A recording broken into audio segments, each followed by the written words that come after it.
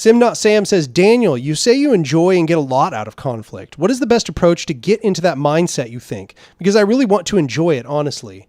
Probably the first step is stop attaching your ego to it. I think what is happening with a lot of people when they get into conflict is they're immediately thinking about themselves. What does this person think of them? What does that mean about them? And they start thinking lots of self-thoughts. I think that people need to stop thinking as many self-thoughts. Stop thinking about you and yourself when you get into arguments and start thinking about ideas, the concepts that are being discussed. People need to separate themselves from their ideas. Okay, I've suggested this before and people give me rebuttals and all this. Like, some people can't separate their ideas from themselves. No, that's not true. You absolutely can discuss ideas dispassionately, and you should try. It's a good thing to be able to discuss ideas dispassionately. If you cannot separate yourself from your ideas, then you need to learn to practice more free thought that is less inhibited by ego and self.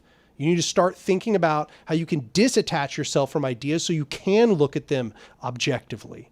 Then, don't get me wrong, find your subjective relation to the analysis that you find. But if you cannot disattach yourself from your ideas and look at them from an outside perspective, you probably don't understand your ideas as well as you think you do. And that also means that when you get into a conversation, if somebody starts to undermine your ideas, you're probably not prepared to counter-argue because you never thought about your ideas deep enough to understand where somebody might counter-argue against you. You didn't think about rebuttals and then your rebuttal to the rebuttals and then the rebuttal to your rebuttals to the rebuttals and so on and so on and so on. If you want to be prepared to have conflict, healthy conflict, you need to put yourself in a process where you're thinking about your ideas dispassionately. You need to be able to think about your ideas from every other perspective. Inside my head, anytime I entertain an idea, I'm immediately entertaining the opposing viewpoints to those ideas in the worst ways possible. I'm thinking about people who have the exact opposite perspectives from me. I'm thinking about how a fascist might respond. I'm thinking about how liberals might respond. I'm thinking about how authoritarian leftists might respond. I'm thinking about how any variety of other ideologies and viewpoints might respond.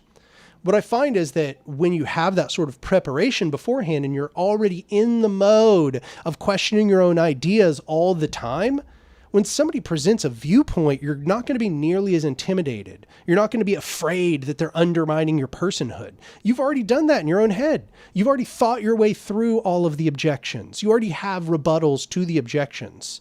And that will create within you a sense of calm. But you're not going to be able to do that insofar as that you attach your personhood to your ideas too much. If you attach yourself to your ideas too much, you are going to get nervous, you're going to get anxious, you're going to get angry, you're going to lash out at people when they disagree with you. And that is completely non-productive. You know, it's funny, we have this whole thing about don't tone police people. I just totally disagree. Everybody needs to do a little bit better policing their tone. We are on an internet where everyone is such a fucking asshole to each other all the time. People really need to calm the fuck down and say things rationally, because it is helping no one that everyone is constantly lashing out at each other every single time that anyone questions them. It leads to incredibly unhealthy spaces for us to be in. And it leads to basically certain types of people just trying to weaponize these behaviors in our spaces in order to create huge clusterfucks where everybody gets angry at each other. Like, it's really unhealthy and our spaces need to do better. We're back to that again. Our spaces need to do better. And this is one of those aspects. In order for people to get better at conflict, they need to stop having so much self-thought and stop self-centering so much. They need to disconnect themselves from their ideas and be able to think about their ideas objectively from the outside. Obviously, nobody can think purely objectively, but try to think from the outside as much as possible. And that involves, by the way, being brutally, ruthlessly critical of your own ideas. I'm trying to really get this across to you.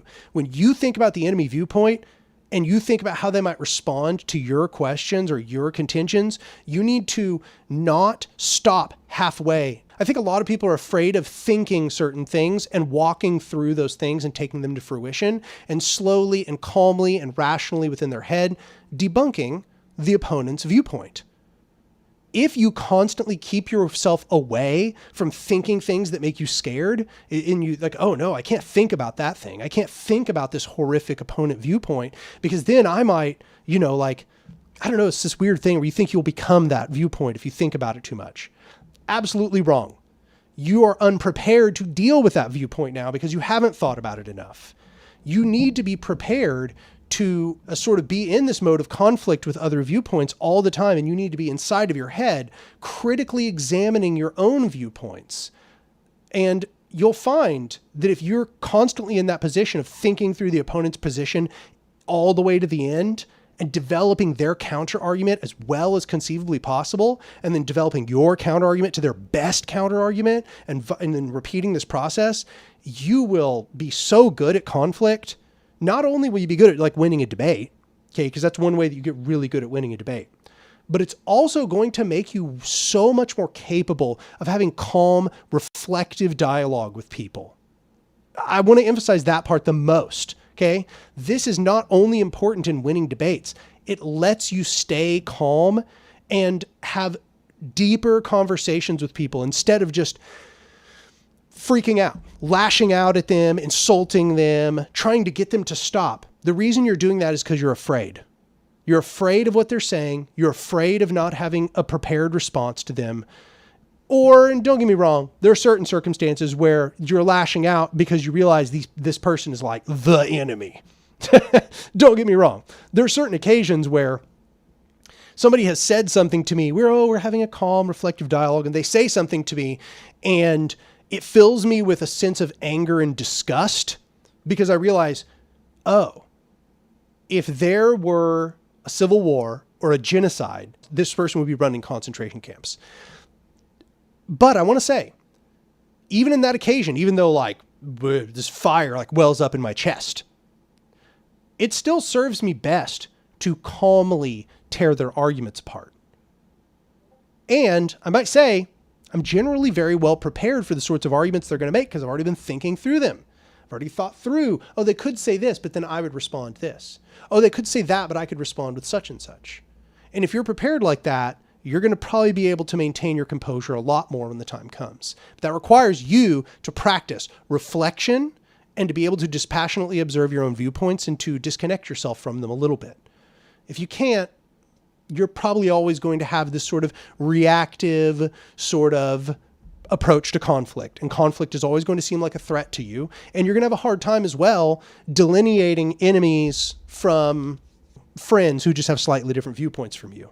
Because the truth is that if you haven't seen where entire lines of logic go, you might misassess some component of an enemy logic which appears necessary, but is just related somehow, right? So this happens all the time, for example, with like individualist anarchists, where they think that organization is the state.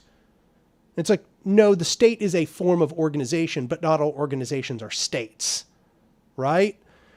The reason why this is happening is a knee-jerk response.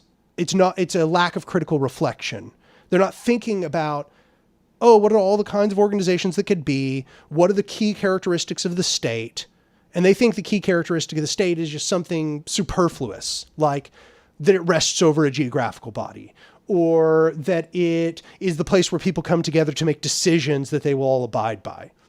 These are in no way characteristics of the state, but if you lack critical reflection about what the state is and what organizations are and how they function, then you can knee-jerk come to this sort of response. And this is just one example. There's many, many examples. But I noticed I've answered like several questions about this today.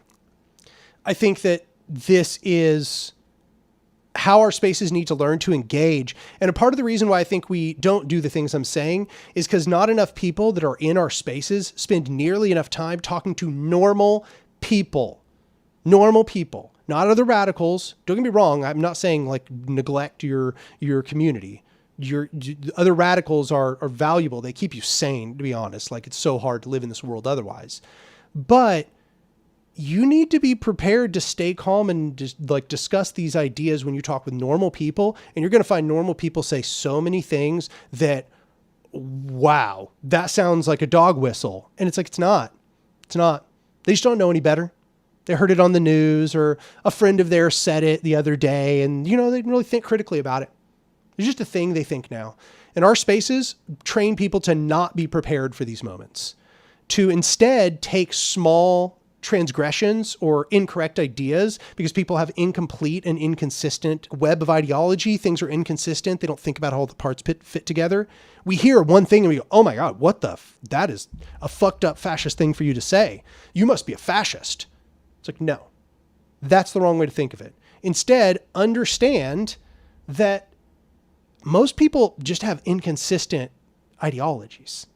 Okay, they believe this thing over here and that thing over here and this thing over here, this thing over here, and they contradict each other because they're not thinking about how everything fits together. Most normal people are not spending their days thinking about how their political theory intricately weaves together. Hypnosis says, hierarchy teaches us to be this way. So long as hierarchy exists, we will keep having the same problems over and over. I think you're right to some degree. I think you're right insofar as hierarchy creates this competitive culture, but I do want to emphasize that it just could be otherwise. We have a choice in how we want to maintain our own culture.